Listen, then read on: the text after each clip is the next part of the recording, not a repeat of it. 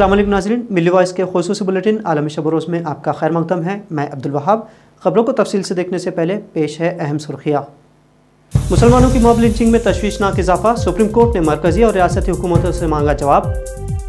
भीमा कोरेगांव मामले में समाजी कारकुनान वर्नोन गोंसल्वेस और अरुण फरेरा को सुप्रीम कोर्ट से मिली जमानत। महात्मा गांधी की तजलील करने वाला संभाजी भिड़े आज़ाद कैसे घूम रहा है, पृथ्वीराज चौहान का ऐवान में सवाल। मणिपुर तशद्दुद की आग में अब बीजेपी झुलसने लगी, बिहार के रुकन असम्बली ने मोदी पर साधा निशाना, ओहदे से दिया इस्तीफा। और ज्ञानवापी मस्जिद के ASI सर्वे पर इलाहाबाद हाई कोर्ट 3 अगस्त को करेगा फैसला, सर्वे पर उबूरी रोक बरकरार।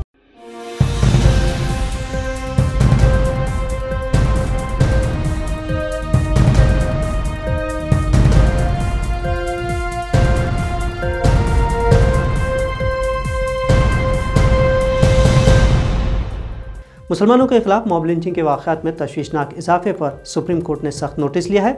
सख्त कार्रवाई के अदालती हुक्म के बावजूद ऐसे वाक़यात की रोकथाम क्यों नहीं हो रही है, इस तरह के सख्त रिमार्क्स वाले नोटिस मरकज़ और रियासती हुकूमतों को रवाना किया गया है।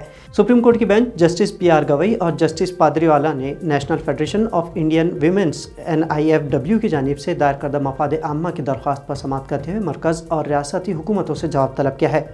सुप्रीम कोर्ट की बेंच ने मरकज़ी हुकूमत के अलावा महाराष्ट्र, उड़ीसा, बिहार, राजस्थान, मध्य प्रदेश और हरियाणा के पुलिस सरबराहान को भी नोटिस जारी करके जवाब तलब किया है।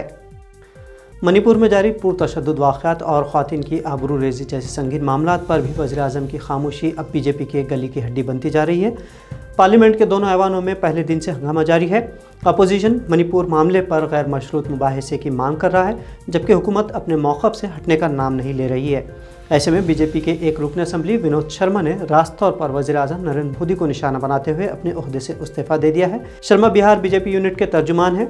शर्मा के इस्तीफे से बीजेपी के अंदर इस मामले पर कितनी खलबली है, इस बात का अंदाज़ा लगाया जा सकता है। मणिपुर में लगी आग बीजेपी और ख़ुद वज़ीर-ए-आज़म के लिए ख़तरे की घंटी बनती जा रही है। दूसरी तरफ मणिपुर तशद्दुद में सैकड़ों अफराद की हलाकत, हज़ारों घरों की मसमारी और इबादत गाहों को नजर आतिश कर दिए जाने के बाद अब मरकज़ी वज़ारत दाखिला ने इस मामले की जांच CBI के सुपुर्द करने का ऐलान किया है। जांच CBI के सुपुर्द करने में रियासती हुकूमत और मरकज़ को 3 महीने लग गए हैं। भीमा कोरेगांव तशद्दुद मामले में सुप्रीम कोर्ट ने 2 समाजी कारकुनान वर्नोन गोंसाल्वेस और अरुण फरेरा को मशरूत जमानत दे दी है।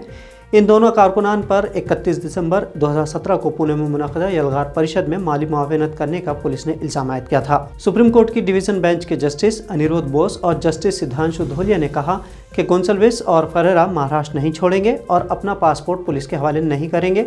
अदालत ने दोनों कारकुनों को एक मोबाइल इस्तेमाल करने और मामले की जांच कर रही कौमी तहकीकाती एजेंसी यानी NIA को अपने पते देने की भी हिदायत दी। आपको बता दें कि दोनों समाजी कारकुनों ने बॉम्बे हाई कोर्ट में जमानत की अर्जी दाखिल की थी, लेकिन हाई कोर्ट ने इसे मुस्तरद कर दिया था। अब सुप्रीम कोर्ट ने मशरूत जमानत दे दी है। पुलिस ने इल्ज़ाम लगाया था कि इश्तियाल अंगेज़ तकारीर की वजह से पुणे में कोरेगांव भीमा वॉर मेमोरियल पर तशद्दुद हुआ था। भीमा कोरेगांव मामले में अब भी दर्जनों समाजी कारकुनान कैद में हैं। इश्तियाल और नफरत अंगेज़ी के लिए बदनाम शिव प्रतिष्ठान के सदर संभाजी भिड़े ने एक मरतबा फिर जहर उगला है। अब उसका निशाना कोई और नहीं बल्कि महात्मा गांधी है। महात्मा गांधी के ताल्लुक से भिड़े ने इंतहाई गैर मुहज़्ज़िब अल्फाज का इस्तेमाल किया है। इसके असरात महाराष्ट्र असम्बली में भी देखने को मिले। साबिक़ वज़ीर आला पृथ्वीराज चौहान ने भिड़े की इश्तियाल अंगेज़ी का हवाला देते हुए सवाल किया कि नफरत के इस सौदागर को खुली छूट क्यों दी गई है, वो किसकी शय पर समाज में जहर फैला रहा है। अब उसकी हिम्मत इतनी बढ़ गई है कि वो महात्मा गांधी की तस्लीर पर उतर आया है और आखिर हुकूमत उसे गिरफ्तार क्यों नहीं कर रही।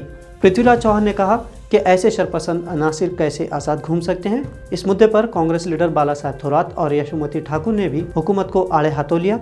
मामले की संगीनी को देखते हुए वज़ीर आला एकनाथ शिंदे ने मुनासिब कार्रवाई का यकीन दिलाया। आपको बता दें कि भीमा कोरेगांव मामले में भी भिड़े पर इल्ज़ामात आयद हुए थे, लेकिन वो उस वक्त साफ बच निकला था। मणिपुर मामले में हुकूमत के खिलाफ एहतजाज करने अपोजिशन अरकान पार्लियामेंट स्याह लिबास पहनकर पार्लियामेंट पहुंचे। कांग्रेस समेत ज़्यादातर अपोजिशन जमातों ने मुतालबा किया कि मणिपुर तशद्दुद के मामले पर राज्यसभा में बाकायदा 266 के तहत तफसीली बहस की जाए। अपोजिशन जमातों का कहना है कि मणिपुर तशद्दुद के मामले पर वज़ीर-ए-आज़म को पार्लियामेंट में बयान देना चाहिए और फिर इस बयान पर बहस भी होनी चाहिए। अगरचे हुकूमत और चेयरमैन ने मशरूत बहस की मंजूरी दे दी, लेकिन तफसीली बहस के मुतालबे को मुस्तरद कर दिया गया है। इस मुतालिबे को लेकर पार्लियामेंट में अपोजिशन और हुक्मरान जमात के दरमियान मुसलसल महाज आराई जारी है। कांग्रेस, आम आदमी पार्टी, जनता दल यूनाइटेड समेत कई अपोजिशन जमातों ने अपने राज्यसभा के अरकान पार्लियामेंट के लिए व्हिप भी जारी किया है। अपोजिशन अपने मुतालिबे पर बजिद है और आज भी इस मसले पर राज्यसभा से वॉकआउट किया गया। इलाहाबाद हाईकोर्ट ने कहा है कि ज्ञानवापी मस्जिद के ASI सर्वे पर रोक अबूरी हुक्म तक यानी 3 अगस्त तक जारी रहेगा। इलाहाबाद हाईकोर्ट 3 अगस्त को अपना फैसला सुनाएगी। आर्कियोलॉजिकल सर्वे ऑफ इंडिया यानी ASI के जरिए वाराणसी की ज्ञानवापी मस्जिद कॉम्प्लेक्स के सर्वे के मामले में जुमेरात को तीसरे दिन भी समाअत हुई। इलाहाबाद हाईकोर्ट ने वाराणसी ज़िले अदालत के 21 जुलाई को मस्जिद के अहाते के ASI सर्वे के हुक्म के खिलाफ अंजुमन मस्जिद कमेटी की दरख्वास्त पर समाअत की। समाअत की सदारत चीफ जस्टिस प्रतिनकर देवाकर ने की। इधर कर्नाटक के वज़ीर आला सिद्धरामैया ने all India Muslim personal board के अरकान को यकीन दिलाया कि एक्सेस व्हील कोड मामले पर हुकूमत की जानिब से मुसव्वदा जारी होते ही रियासती हुकूमत तरजीहाती बुनियादों पर असम्बली में इसके खिलाफ करारदाद पास करवाएगी। इस वफद में रियासती वज़ीर ज़मीर अहमद खान, रहीम खान के अलावा साबिक़ मरकज़ी वज़ीर रहमान खान भी मौजूद थे। वफद ने एक्सेस व्हील कोड, औक़ाफ़ी जायदादों के तहफ़्फ़ुज़, हिजाब पर पाबंदी को हटाने और 4% मुस्लिम रिजर्वेशन जैसे मुद्दों पर तफसीली बातचीत की। कर्नाटक के CM ने कहा कि हिजाब और मुस्लिम तहफ़्फ़ुज़ात मसले अदालत में ज़ेर दौरान है। अदालती फ़ैसले के बाद हुकूमत कोई कदम उठाएगी। तो नाज़रीन, ये थी मिल्ली वॉइस की भारत और दुनिया से मुख्तसर लेकिन मुनफरिद और अहम तरीन खबरों को शेयर करते हुए मिल्ली वॉइस चैनल को सब्सक्राइब करना न भूलें। अब अब्दुल वहाब और मिल्ली वॉइस टीम को दीजिए इजाज़त। अल्लाह हाफ़िज़।